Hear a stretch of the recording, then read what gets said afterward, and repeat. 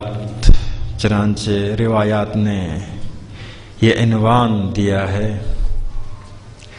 اس مناسبت سے آپ سب کی خدمت میں مبارکبادی پیش کرتا ہوں، اس امید اور دعا کے ساتھ کہ ہم غدیری بن جائے، علوی بن جائے، پیغام غدیر سے باخبر ہو جائے، غدیر کے تقاضوں پر عمل کرے، غدیر کے پیغام سے دنیا کو باخبر کر دے، صاحب غدیر فرزند فاطمہ کے لیے دنیا کو تیار کرے۔ یقیناً اس وقت سب سے زیادہ اس مبارکبادی کا حقدار یوسف گمگشتہ فاطمہ امام زمانہ سلام اللہ علیہ، اللہم صلی علی محمد وعلی محمد۔ اس عظیم ہستی جس کے منتظر اور جس کے سپاہی بننے کی تمنا اور دعا ہے، ان کے بعد ان کے نائب برحق جو تمام حوالوں سے، فقہی لحاظ سے، حکومتی لحاظ سے، اجتماعی حوالے سے، فردی حوالے سے ان کی نیابت کرتے ہیں۔ اگرچہ امام معصوم اور غیر معصوم کے درمیان فرق بہت ہی زیادہ ہے، لیکن تمام فقہا کے درمیان جو ہستی امام کی جانشینی کا حق ادا کر رہی ہے وہ رہبر معظم انقلاب ہے، ان کی خدمت میں مبارکبادی پیش کرتے ہیں۔ اس کے بعد اہل بیت کے وہ ماننے والے جو کہ غدیر کے روشن اور تابناک میدان کو دیکھ کر خوش ہو جاتے ہیں، اور اسی خوشی کے ساتھ چند دن کے بعد کربلا کے دن آئیں گے، اشک بار ہو جاتے ہیں اور غدیر اور کربلا کے درمیان رابطہ کو بھی دیکھ لیتے ہیں کہ غدیر کا تقاضا، غدیر کے حق ادا کرنے کا تقاضا یہ ہے کہ کربلا جیسی قربانیاں پیش کرے۔ کربلا غدیر کا لازمہ تھا، اس عظیم پیغام کو پہنچانے کے لیے ایسی عظیم قربانی کی ضرورت تھی۔ پیغام جتنا عظیم اور اعلیٰ کیوں نہ ہو، اگر وہ تقریروں کے حد تک رہے، تحریروں کے حد تک رہے، بہت خوبصورت سننے والے کے لیے بھی، سنانے والے کے لیے بھی، لیکن عمل کے موقع جب آتا ہے، اپنی زندگی میں بھی پیغام کو اتارنا، پیغام پر عمل کرنا، پیغام کو پیادہ کرنا مشکل ہوتا ہے، معاشرے میں پیادہ کرنا مشکل تر ہوتا ہے۔ امامت مشکل تر ہے نبوت سے، امامت کا درجہ نبوت سے بالا تر ہے۔ حضرت ابراہیم نبی بن گئے، پھر رسول بن گئے، پھر نبی اولو العزم بن گئے، پھر خلت کے مقام پر فائز ہوئے۔ ان تمام مراحل کے بعد فرمایا انی جاعلک للناس اماما، اس لیے کہ علم حاصل کرنا آسان ہے، اس علم پر اپنی زندگی میں عمل کرنا بھی اگرچہ ذبح فرزند کیوں نہ ہو تب بھی نسبتاً آسان ہے، لیکن معاشرہ کو اس پر آمادہ کرنا یہ مشکل ترین کام ہے۔ حضور نے فرمایا شیبتنی سورۃ ہود، سورہ ہود نے مجھ کو بوڑھا کر دیا، پیر بنا دیا۔ پوچھا کہ کیا راز ہے اس میں؟ دوسرا سورہ ہے، اس میں بھی شیب ہے، دوسرا سورہ ہے، اور سورہ ہود میں ایک ہی عبارت ہے، صرف ایک فرق یہ ہے کہ سورہ ہود میں یہ ہے استقم کما امرت ومن تابع معک، رسول آپ ثابت قدم رہو صراط مستقیم پر، اور آپ کے اوپر ایمان لانے والے بھی ثابت قدم رہے۔ رسول کے لیے ثابت قدم رہنا آسان ہے اس لیے کہ معصوم ہے، لیکن ساتھیوں کو ثابت قدم رکھنا وہ مشکل بات تھی کہ جس کی وجہ سے رسول فرماتے ہیں شیبتنی سورۃ ہود۔ امامت کا مسئلہ، خلافت کا مسئلہ وہ مسئلہ ہے کہ روز اول سے یعنی پیغمبر کے وفات کے فوراً بعد آپ کو دفنانے سے پہلے دو گروہ وجود میں آئے۔ یہ دو گروہ ابھی تک چل رہے ہیں، اگرچہ طاقتور گروہ دوسرے گروہ کو کفر و شرک کو واجب القتل جیسے القاب کے ذریعے میدان سے خارج کرنے کی کوشش کرتے ہیں، لیکن آپ جانتے ہیں اصل نزاع یہی ہے کہ پیغمبر کا جانشین کون ہوگا، کس کو ہونا چاہیے۔ ایک گروہ کہتا ہے کہ یہ منصب الہی نہیں ہے، یہ عہدہ الہی نہیں ہے، عوامی ہے، دنیاوی ہے، دینی نہیں ہے، اس لیے عوام کو یہ حق ملتا ہے کہ پیغمبر کا جانشین خود منتخب کرے، اپنے حکمران خود منتخب کرے، اپنے ولی خود منتخب کرے، اپنے مولا کو خود منتخب کرے۔ دوسرا نظریہ یہ ہے کہ خدا نے پیغمبر کے جانشین کو معین کیا ہے، پیغمبر کے جانشین کی وہی ذمہ داریاں ہیں جو نبی کی ذمہ داریاں ہیں، صرف وحی کی ضرورت ختم ہو گئی ختم نبوت کے ساتھ، باقی ساری ذمہ داریاں جو نبی کی ذمہ داریاں ہیں وہ سب کے سب جانشین نبی کی ذمہ داریاں ہیں۔ تو جانشین نبی بھی نبی جیسے دین شناس معصوم ہستی ہونے کی ضرورت ہے۔ دو نظریے ہیں، آپ پہلے اس نظریے کی طرف جاتے ہیں جو کہتے ہیں کہ اسلام نے شورا پیش کیا ہے، یعنی مسلمانوں کے شورا پر جانشین کے انتخاب کے عمل کو چھوڑ دیا ہے۔ بس اوقات کہتے ہیں کہ ہمارا یہ نظریہ جدید زمانے کی جمہوریت کا نظریہ ہے، ڈیموکریسی کا نظریہ ہے، آزادی کا نظریہ ہے، ترقی یافتہ نظریہ ہے۔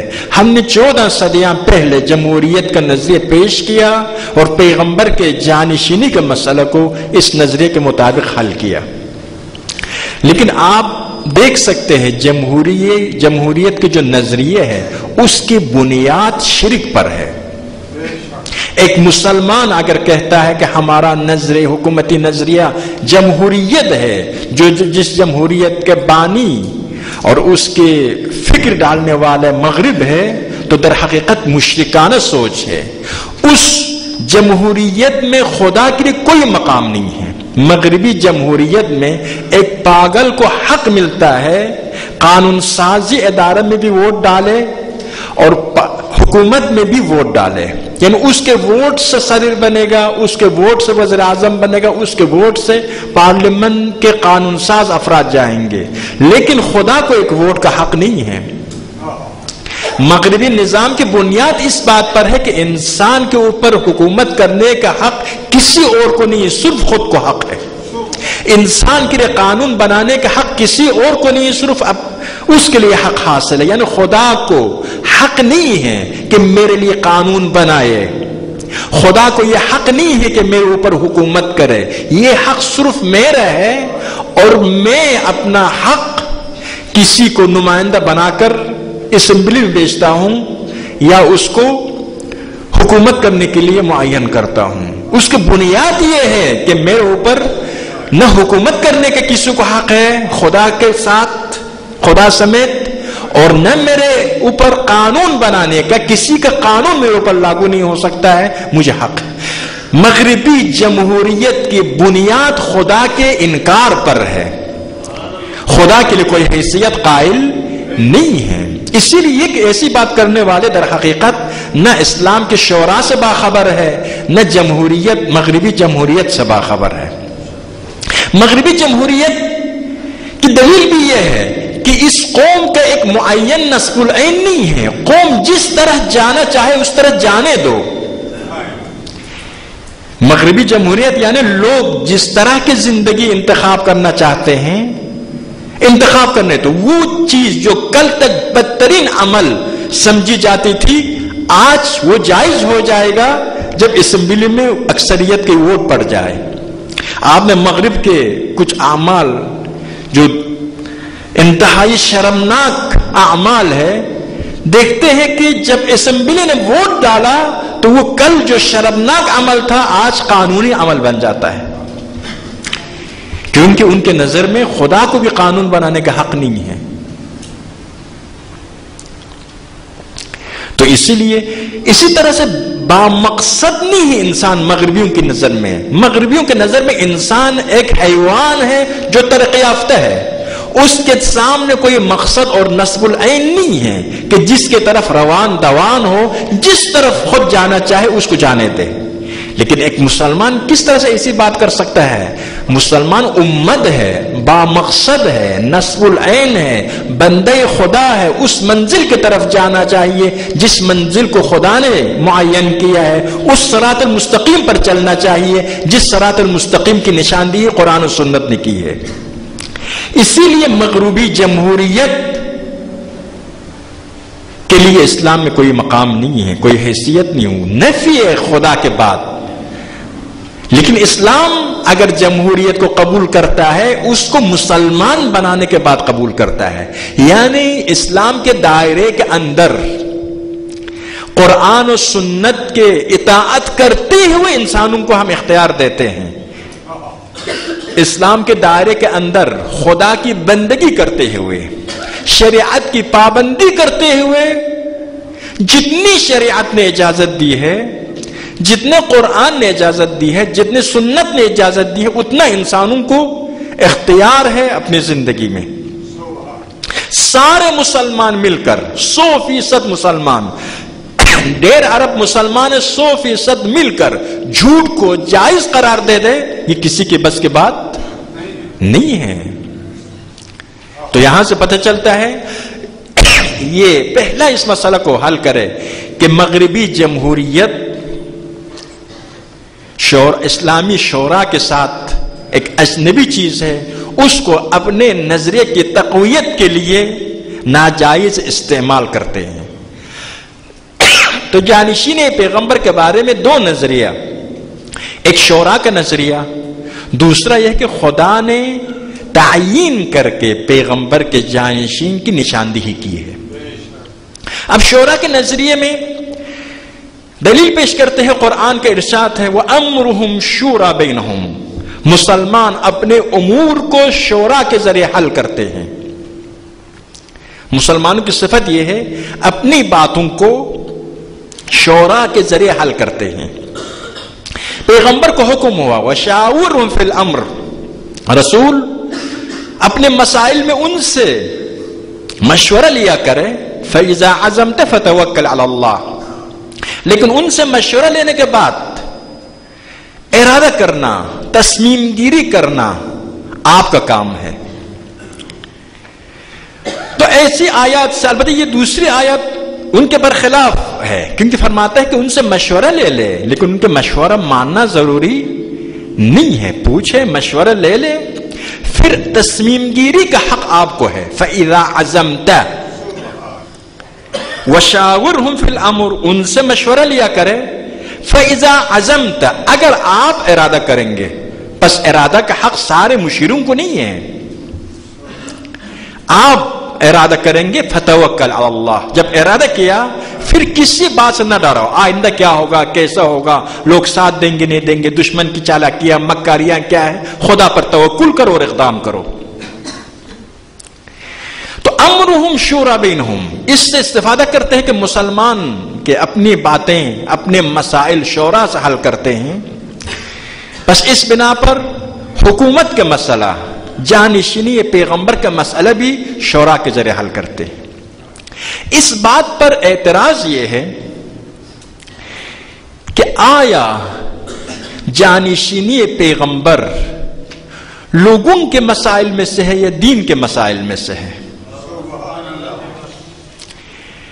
اگر لوگوں کے مسائل ہے، ایک آدمی مکان بنانا چاہتا ہے، مشورہ کر سکتا ہے مکان کہاں بنائے، کیسا بنائے، شادی کرنا چاہتا ہے، مشورہ کر سکتا ہے، اپنے ذاتی مسائل میں مشورہ مطلوب ہے اسلام میں. پہلے خود سوچے، اپنی سوچ کسی نتیجہ تک نہ پہنچے، مشورہ لے لے اپنی باتوں میں، اپنی دنیاوی باتوں میں. آیا حکومت دنیاوی مسئلہ ہے؟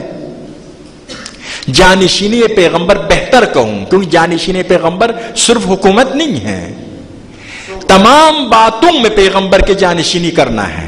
وحی کی ضرورت ختم ہو گئی ختم نبوت کے بعد. اما وحی کے علاوہ نبی کی جتنی ذمہ داریاں ہیں، سورہ جمعہ میں کیا فرماتے؟ تزکیہ کرنا، تعلیم کتاب کرنا، آیات کی تلاوت نبی کی ذمہ داری ہے. آیات کی تلاوت ہو گئی لیکن تعلیم کتاب کے سلسلہ باقی ہے، تزکیہ امت کی سلسلہ باقی ہے. انبیاء کی ایک ذمہ داری قرآن فرماتا ہے کہ لیقوم الناس بالقسط، معاشرے میں عدل و انصاف قائم کرنا ہے. یہ ضرورت باقی ہے. تو یہ انسانوں کی تربیت کی ضرورت، انسانوں کو علم دینے کی ضرورت، انسانی عادلانہ با انصاف معاشرہ قائم کرنے کی ضرورت. اس قسم کے دسیوں ذمہ داری جو رسول کی ہے وہ برقرار ہے. تو آیا جانشینی رسول دنیاوی مسئلہ ہے یا اخروی مسئلہ ہے؟ حضرت ابراہیم امتحانات سے کامیاب ہونے کے بعد وَإِذِ ابْتَلَى إِبْرَاهِيمَ رَبُّهُ بِكَلِمَاتٍ فَأَتَمَّهُنَّ قَالَ إِنِّي جَاعِلُكَ لِلنَّاسِ إِمَامًا.